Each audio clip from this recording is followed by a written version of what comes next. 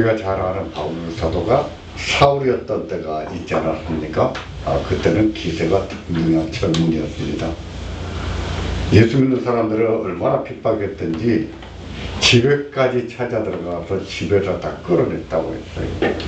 기세가 등등하고 살기가 그냥 사람들 눈에 보일 정도였습니다.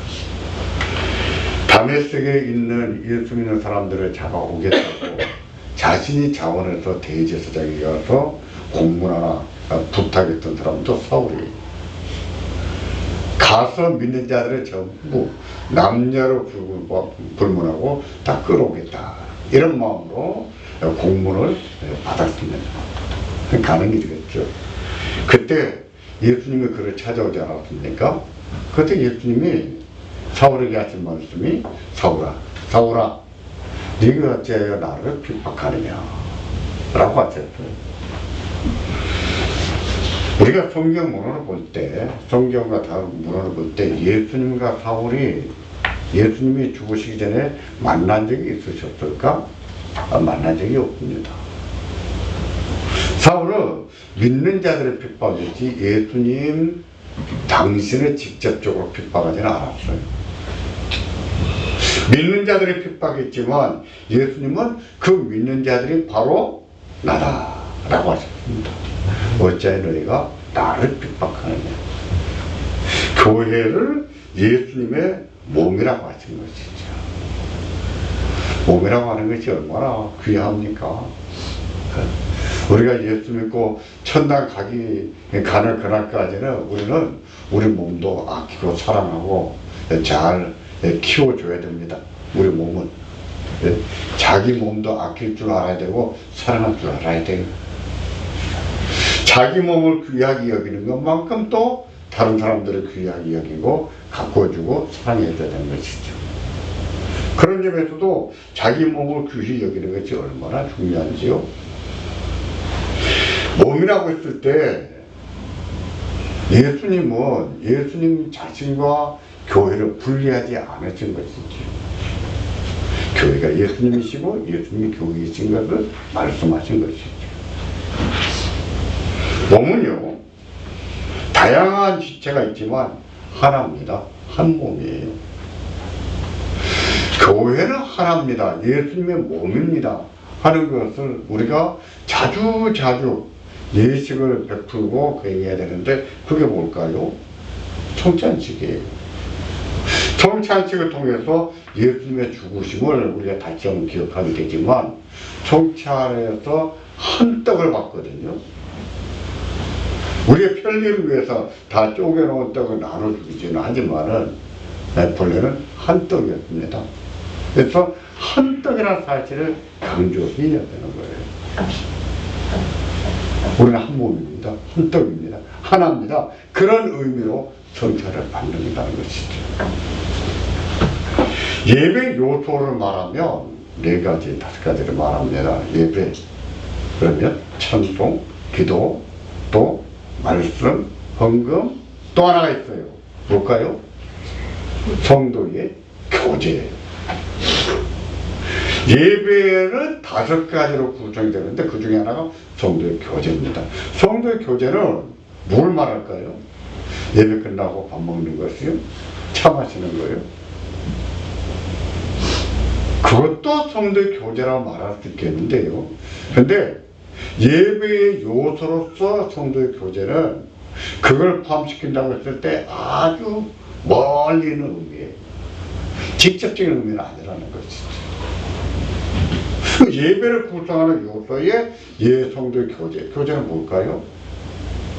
그는 예수님과 하나가 되고 다른 성도들과 하나가 된다는 뜻이에요. 바꿔 말하면 우리는 예배를 통해서 우리가 예수님과 하나요, 또 우리가 다른 성도들과 하나라는 사실을 확인하고 한 몸을 이뤄서 하나님 앞에 나아가는 겁니다. 이게 예배예요. 성찬을 통해서나 예배를 통해서나 드러나야 될 것 중에 하나가 무엇입니까? 우리는 한 몸이다, 하나다.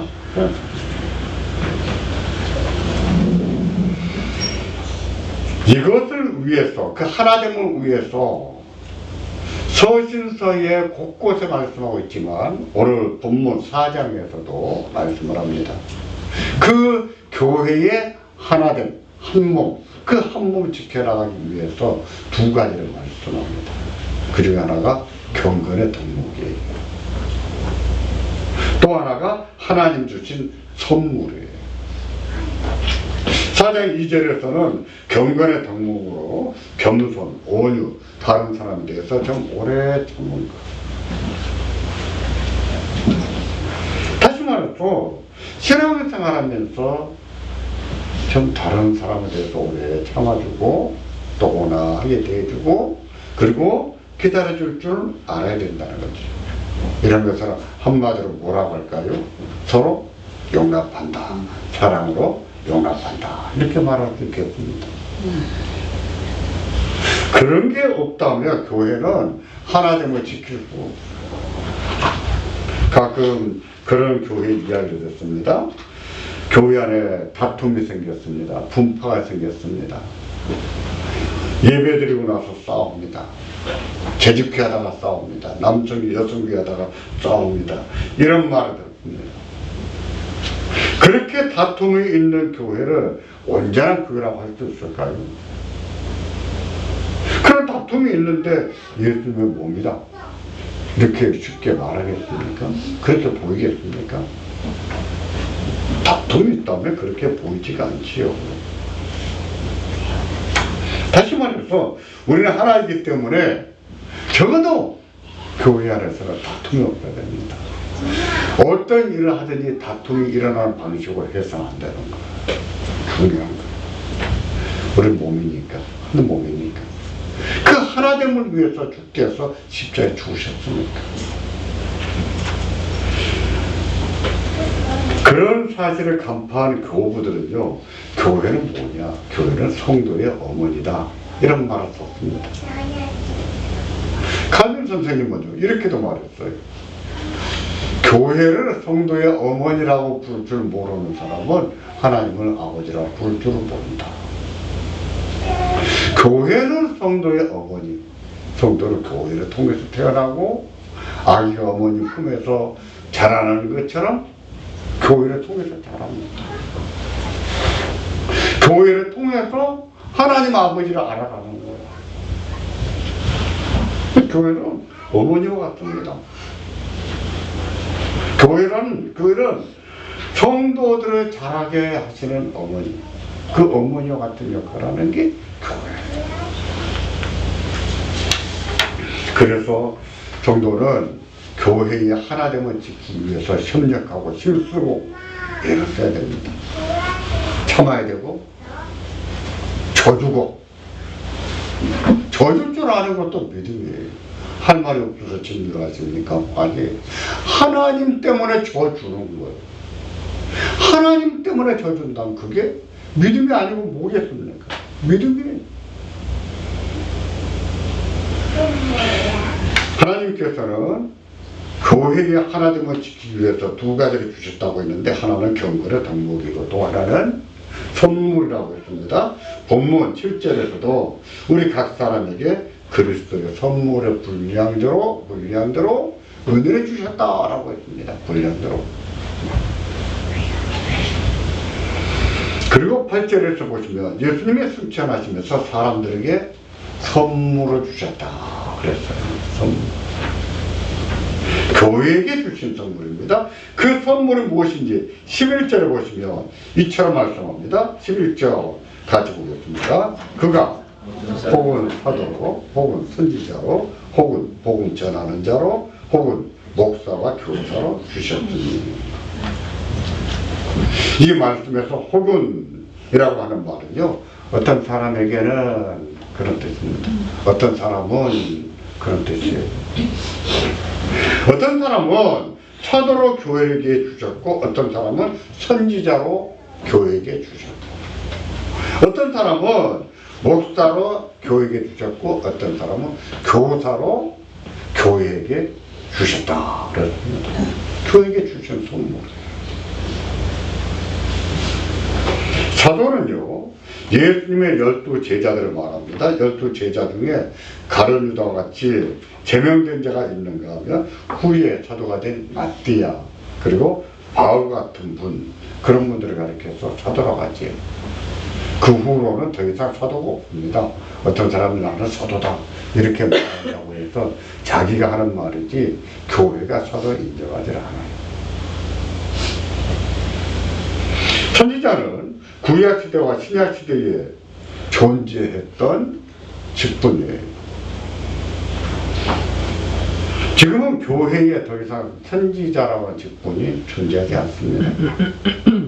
가끔 내가 선지자라며 하나님 말씀을 들었다, 음성을 들었다 하고 전하는 사람들 몇 해 전에도 있었죠. 한국에 전쟁 난다 하고 떠들어댔던 선지자들. 선지자라는 것은 존재하지 않아요. 근데 왜 그런 사람들의 말에 귀를 기울이고 왜 거기에 흔들립니까? 무지한 거지. 지금은 선지자가 존재하지 않습니다. 목사는 오늘날의 교회에서 말씀을 선포하는 목사를 말합니다. 여기 말씀에는 10가지 않았지만 성경에 보면 강도 또는 장로 이런 말이 나옵니다.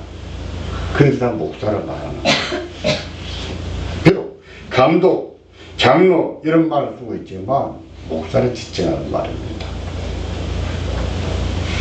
교사는 오늘날로 말하자면은 신학교 교수님점으로 이해하면 되겠어요.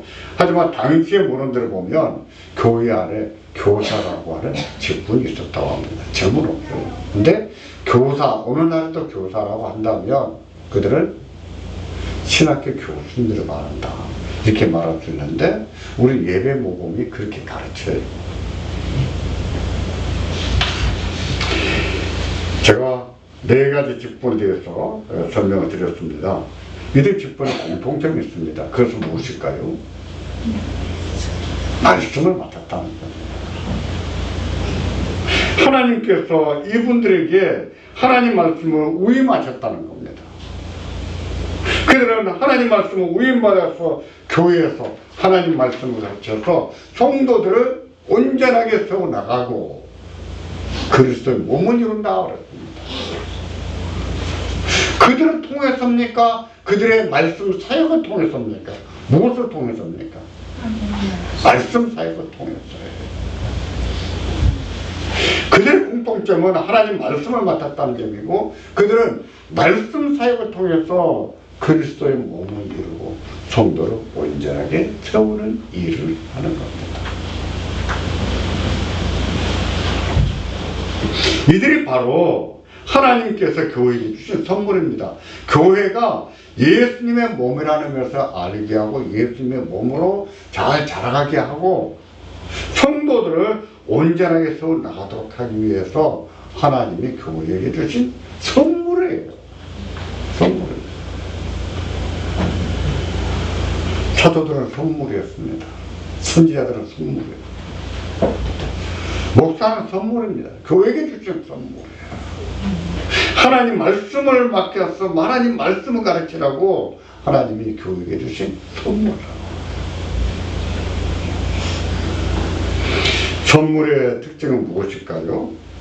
받고 싶은 사람이 나 선물 하나 줘. 그래서 준들 그걸 선물이라고 할까요? 아니죠. 선물은 주고 싶은 사람의 의지에 따라서 주는 겁니다. 주고 싶은 사람이 자기의 의지와 자기의 주권, 자기의 결정을 따라서 주는 거예요. 달라고 해서 요구해서 얻는 것이 아닙니다. 그렇기 때문에 우리는 기대하지 못하고 있다가 어떤 선물을 받았을 때는 기쁘지요. 고맙지요. 감사하지요. 그래야 됩니다. 그래야 되는 거예요. 하나님께서 교회에게 주신 선물도 마찬가지입니다. 사도와 선지자와 목사와 교사의 직분도 그런 겁니다. 하나님께서 주권적으로 하나님의 의지에 따라서 주시는 거예요. 따라서 교회는 하나님께서 그들에게 말씀과 함께 위임하신 권위를 존중해야 된다. 하나님이 맡기심을 알고 기억하고 그들을 존중하고 그들의 말씀 사역을 귀하게 여겨야 되는 거예요. 그들이 하나님 말씀을 왜곡한다면 그의 권위를 인정받을 수가 없습니다. 그러나 하나님 말씀을 성경적으로 올바르게 전파한다면 그들의 권위를 존중하고 순종해야 됩니다. 그게 교회의 헌지입니다. 그렇게 함으로 교회가 그리스도의 몸으로 설 수 있는 것이고 성도도 온전하게 설 수가 있는 것입니다. 그들이 하나님 말씀을 성경적으로 올바르게 선포한다면 비록 목사를 통해서 듣는 말씀이고 설교지만 우리는 그 말씀을 하나님의 음성같이 여겨야 되는 겁니다.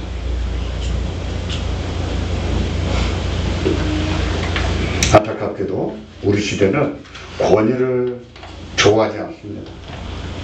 좀 부정적이지. 목사의 권위만 아니라 대통령의 권위, 부모의 권위도 그렇게 많이 존중하려고 하지 않습니다. 인간에게 부여된 권위만 아니라 하나님의 절대적인 권위도 부정하지. 언제부턴가 모르겠습니다. 오래됐습니다. 사람들의 개그맨 유재석을 뭐라고 부릅니까? 윤호님. 야구를 잘하는 사람을 뭐라고 불러요? 야신. 여배우는 뭐라고 부릅니까? 여신. 그렇습니까? 야구 잘하면 신이 되는 거예요? 여배우 얼굴이 예쁘면 신이 되는 겁니까? 개그를 잘하면 윤호님이 되는 거예요? 뭐 이렇게 됐을까요? 어쩌다 그렇게 됐을까요? 그것은 이 시대의 정치를 사로잡고 있는 포스트모더니즘의 영향 때문입니다. 극단적인 현대주의 사상. 이 사상은 아주 악한 질병과 같습니다. 연병과 같은 거예요. 이 사상이 물들면 자식은 부모의 권위를 존중하지 않으려고 합니다. 부모의 권위를 존중하지 않은 사람은 벌써 그런 사상이 물들어 있는 거예요. 하나님을 절대적인 존재로 인정하지 않으려고 하는 사람은 벌써 그런 사상에 물들어 있는 겁니다. 하나님이 권위자들을 세우시는데 그런 권위를 인정하지 않으려고 하는 것은 벌써 세속적이고 그런 타락한 사상에 물들어 있다고 하는 증거입니다. 목사의 권위를 인정하지 않는 것도 마찬가지예요. 권위와 권위주의는 다릅니다. 권위주의를 부정하는 것은 괜찮아요. 저도 그거 좋아하지 않습니다. 싫어합니다. 그러나 권위를 부정한다는 것은 잘못한 거예요. 권위를 부정하는 것은 질서를 파괴하는 겁니다. 하나님은 권위를 통해서 세상 질서를 잡아나가시거든요. 권위는 세상을 다스리시는 하나님의 방식 가운데 하나입니다. 권위를 부정한다는 것은 인간성을 말살하는 것과 같고 또 혼란과 불안을 일으키는 것과 같습니다. 하나님께서는 세상을 통치하실 때 권위를 통해서도 통치하시거든요. 저는 오늘날의 목사 중에 수준 이하의 목사들이 있다는 것을 인정합니다. 목사들 중에는 도덕성을 상실한 자들이 있다는 것도 인정합니다. 그런 자들로 인해서 목사의 권위가 실수된 것도 알고 있습니다. 때문에 어디 가서 목사라고 밝히는 것이 주저가 되고 부끄러울 때가 있어요. 그러나 목사가 하나님 말씀을 왜곡하지 않는다면 그 권위를 인정해야 됩니다. 교회는. 왜? 그리스도의 하나님의 몸을 이루어야 되기 때문에 우리를 온전하게 만드는 말씀이기 때문에 성도를 온전하게 속으로 말씀이기 때문에 그런 거예요. 하나님의 말씀을 온전히 선포한 다음에 그 말씀을 하나님 말씀으로 받아들여야 됩니다. 그렇게 받아들이고 그렇게 순종한다면 그게 믿음이지요. 그게 믿음. 특히 하나님 말씀을 가르치기를 잘하는 목사, 인내하면서 온화하게 하나님 말씀을 잘 가르치는 목사가 있다면 그는 배나 더 존경하라고 했어요. 그 말씀. 배나 더 존경할 자로 여겨야 됩니다. 그들의 가르침은 하나님의 음성과 같은 것이거든요. 저는 우리 노회에 와서 허광영 목사님을 많이 접하게 됐습니다.